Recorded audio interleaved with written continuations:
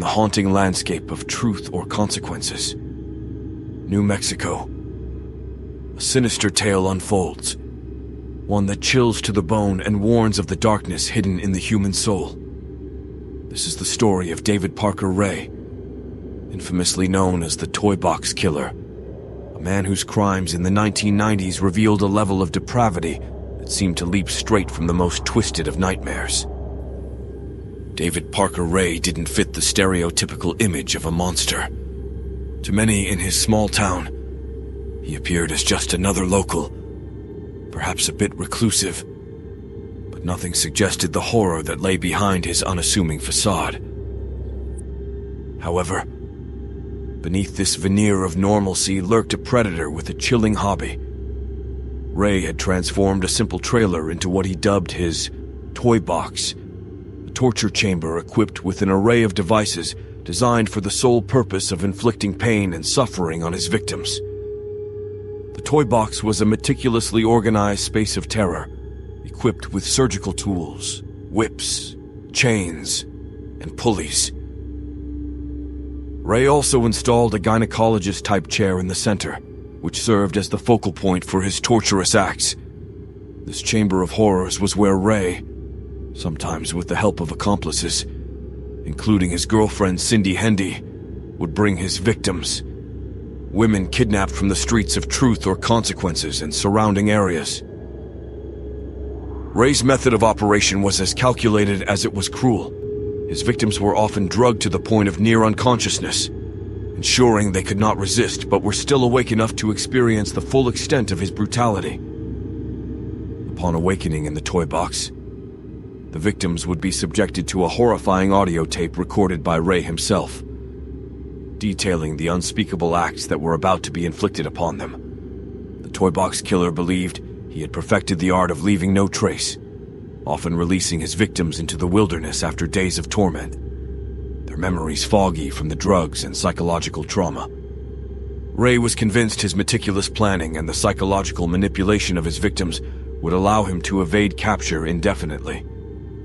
However, the facade of invincibility crumbled in March 1999, when Cynthia Vigil, a woman who had been kidnapped and subjected to 3 days of relentless torture, managed a daring escape, naked, wearing only an iron slave collar and chain. She ran from the toy box and found help at a nearby home. Her escape and the subsequent police investigation unveiled the horrifying reality of David Parker Ray's crimes. As the authorities delved deeper, they uncovered evidence of possibly dozens of victims, though the exact number remains unknown. The toy box contained detailed journals written by Ray, documenting the atrocities he committed, alongside videotapes and photographs that served as a macabre record of his sadistic acts. In 2001, Ray was convicted of numerous charges, including kidnapping and torture. Despite the gravity and brutality of his crimes, Ray never faced murder charges, as no bodies were ever found. He was sentenced to 224 years in prison, where he died in 2002, just 1 year into his sentence. The Toybox Killer story is a grim reminder of the evil that can lurk behind the most mundane of facades, challenging our perceptions of safety and trust in our communities. It underscores the importance of vigilance and the courage of survivors like Cynthia Vigil, whose bravery brought a monster to justice. David Parker Ray's reign of terror has ended, but the shadows cast by his actions linger, a haunting legacy of the depths of human depravity.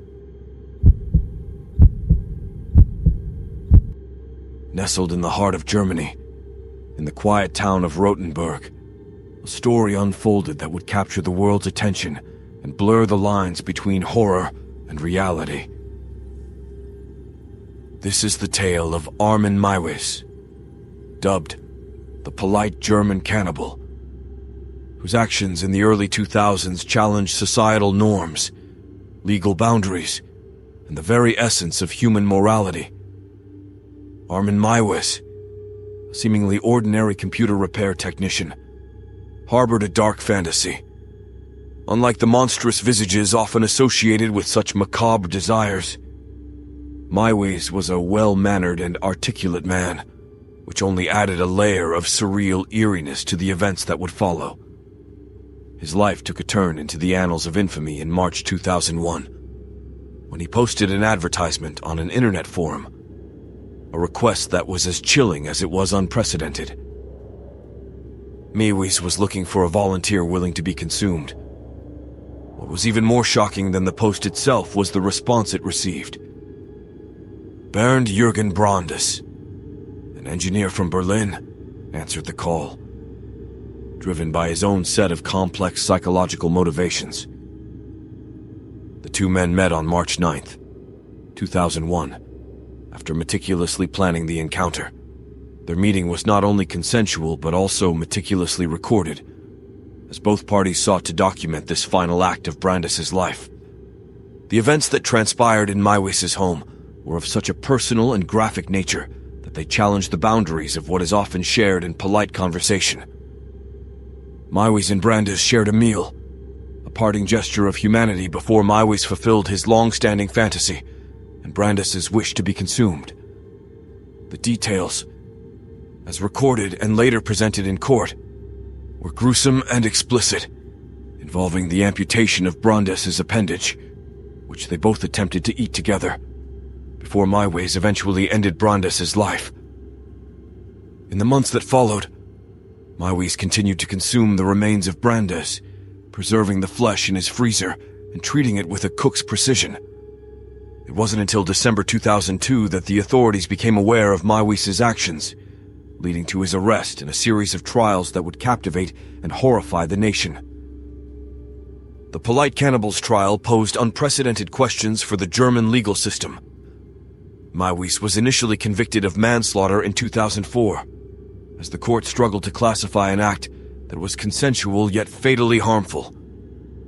However, upon appeal, his charge was elevated to murder and disturbance of the peace of the dead, leading to a life sentence in 2006. Meiwes' case opened a Pandora's box of ethical, legal, and psychological inquiries. How should society navigate consent in the context of self-harm and euthanasia? What drives individuals to such extremes of behavior? And perhaps most pertinently, how close is the dark side of human nature to the surface in even the most civilized of individuals? Armin Meiwes, the polite German cannibal, remains a figure of paradoxical infamy, a man who committed unspeakable acts with the utmost courtesy and respect for his victims' wishes. His story is a macabre testament to the complexities of human psychology, the depths of the internet's ability to connect like-minded individuals, and the challenges faced by modern legal systems in navigating crimes that defy traditional categorization.